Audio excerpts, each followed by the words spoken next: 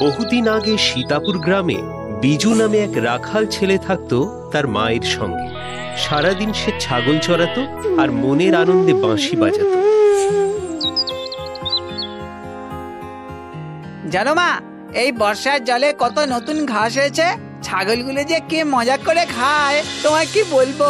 বেশ বেশ, এখন নিজে খা তো দেখি, খালি কথা আর কথা। না, কালকে যে গল্পটা বলছিলে আজকে আবার বলবে তো? বলবো বলবো, এখন খেয়ে নে তো বাবা। এইভাবেই মহা আনন্দে মা আর ছেলের দিন গুজরান হচ্ছিল। প্রতিদিনের মতো সেদিনও বিজু গেছে ছাগল চড়াতে।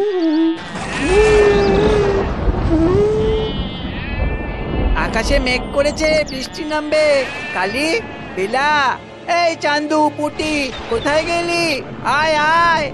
বিজুর ডাকে ছাগলগুলো একে একে বিজুর কাছে চলে আসে। আসে না শুধু কালি। উফ, কালি কোথায় গেলি রে? এই তোরা এখানে থাক, আমি কালীকে নিয়ে আসছি।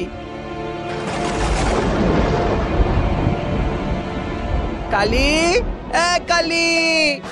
জঙ্গলের মধ্যে একটু ঢুকতেই দেখতে পায় কালি মনের আনন্দে ঘাস খাচ্ছে। এই তো, খুব দুষ্টু হয়েছে তুমি, খালি এদিক ওদিকে পালিয়ে যাওয়া না। হঠাৎ বিজুর চোখে পড়ে একটা আলো। ও বাবা, মাটিতে ওটা কি? এরকম পাথর তো আগে কখনো দেখিনি, কি সুন্দর দেখতে। বিজু সেটা হাতে তুলে নিতেই পাথর খুব শান্ত নিচু গলায় বলে ওঠে, তোমার মনের ইচ্ছের কথা আমায় বলতে পারো, আমি পূরণ করব। কে কে কে?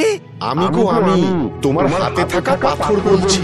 বাপরে, তুমি কথা বলতে জানো? কি চাও বলো, বলো কি চাও? আমার তো চাওয়ার কিছু নেই। ওই দেখো, এই বৃষ্টি নামবে। কালি, চল চল চল। আর তুমি এখন আমার পকেটে থাকো। হ্যাঁ। পাথর পকেটে ঢুকিয়ে ছাগলদের নিয়ে বিজু চলে যায়।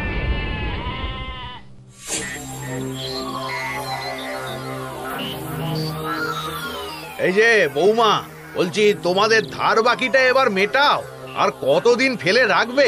হ্যাঁ, মানে ছেলেটা একটু বড় হয়ে যাক, ভালো কাজকর্ম করুক, তখন ঠিক মিটিয়ে দেব। আর কিছু সময় দিন মোড়ল মশাই। খুবই মুশকিল, অগত্যা। তোরা আজ এত দেরি হলো? আর বলো না মা, কালিটা ঘাস খেতে খেতে জঙ্গলের ভেতরে ঢুকে গেল, তাই তো ওকে আনতে গিয়ে দেরি হলো।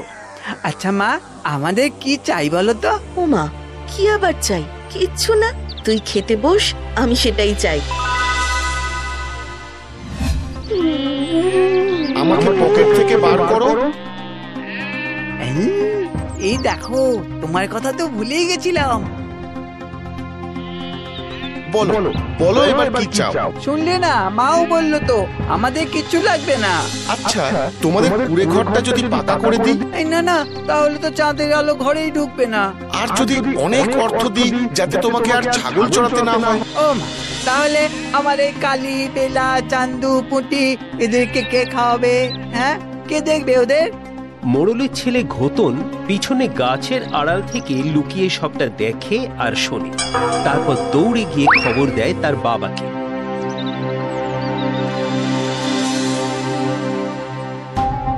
হ্যাঁ, কি বললি? হ্যাঁ গো বাবা, একটা আশ্চর্য পাথর, জানো সে কথা বলতে পারে। পাথর কথা বলছে? নিশ্চয়ই কোনো জাদু মন্তর করে। চল তো দেখি কোথায় ও। চল।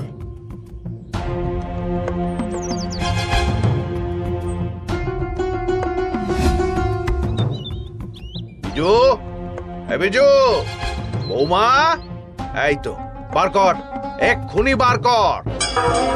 কি জেঠু? জাদু পাথর, যা দিয়ে তুই গ্রামের সবার ক্ষতি করতে চাইছিস। ক্ষতি? না না, আমি কারো ক্ষতি করতে চাই না, বিশ্বাস করুন। একে একে গ্রামের অনেকে এসে জড়ো হয় সেখানে। আর এই কথাবার্তার মাঝেই ঘোতন ভিতরে গিয়ে খুঁজে নিয়ে আসে সেই পাথর। বাবা বাবা, এই যে দেখো, এই যে পাথর কথা বলছে, আমার ইচ্ছে পূরণের কথা বলছে। তোমার মনের ইচ্ছের কথা আমাকে বলতে পারো, আমি পূরণ করব। আমায় একটা বড় খেলার ব্যাট দাও।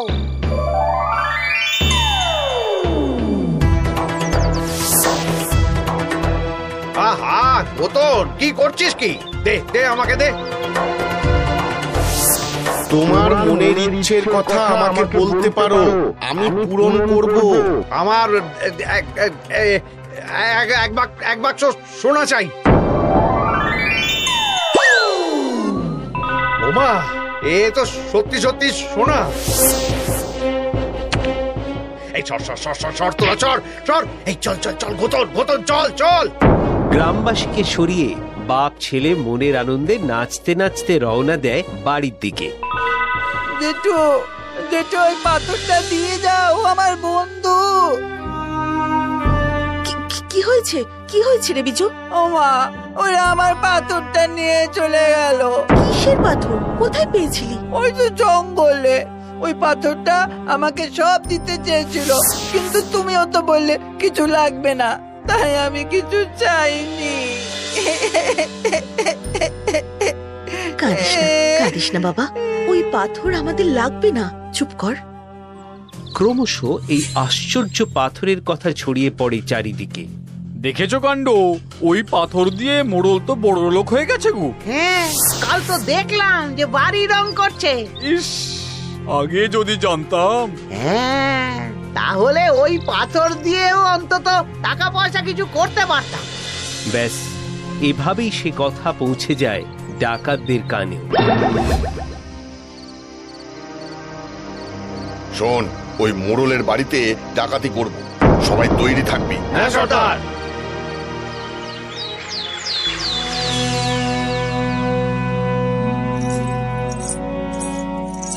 এই দেখো দেখো, এটা পরে আমায় কেমন লাগছে দেখো তো। আহ, কি হচ্ছে নাকি? খোলো খোলো, ওটা দিয়ে দাও। তুমি অমন করে কেন কথা বলছো বলো তো? এই সোনা দানা টাকা পয়সা পেয়ে না তুমি মানুষটাই কেমন যেন বদলে গেছো। আহ, এই ছেলেটাও হয়েছে তেমন। যাও যাও, বাইরে গিয়ে খেলো। বাবা, তুমি আমাকে আগে এমন করে বকতে না তো।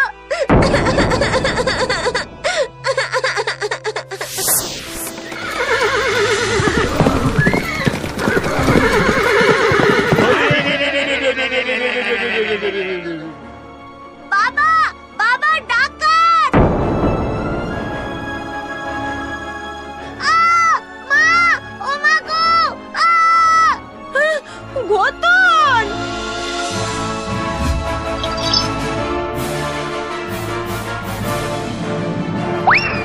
ডাকাত! সর্বনাশ! ওগো, ওগো, শিগগির এসো গো! গোতন! কোথায় গেলে তুমি? এদিকে এসো না গো!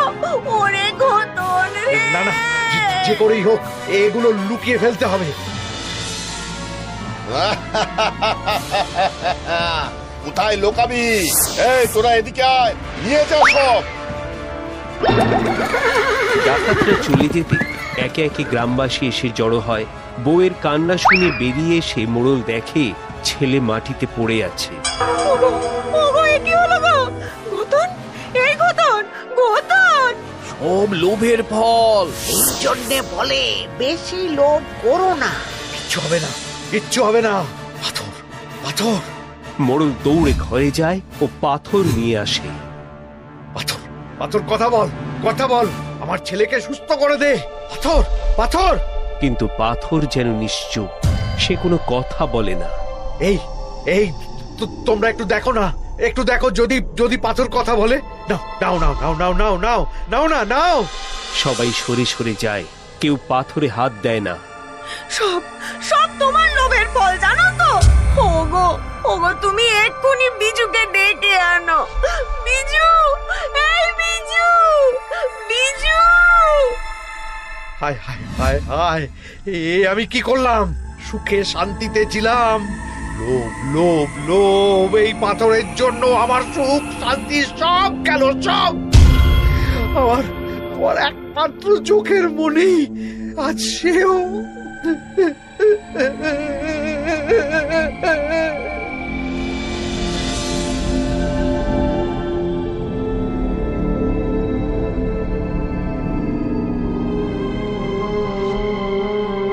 ওরে, ও বিজু, বিজু, দেখ না, দেখ না তোর বন্ধুর কি হলো বিজু, দেখ দেখ বাবা।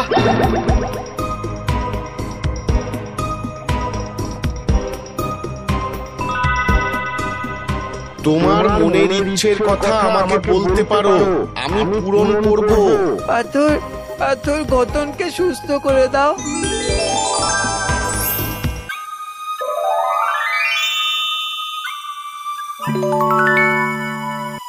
আমায় ক্ষমা কর বাবা, আর আমি লোভ করব না, আমায় ক্ষমা কর। আমায় বের করো। খবরদার না, এখন আমরা দুই বন্ধু গল্প করছি, তোমার সাথে রাতে গল্প করব, কেমন? এই বিজু বিজু একটু বাঁশি বাজা না শুনি। আচ্ছা দাঁড়া।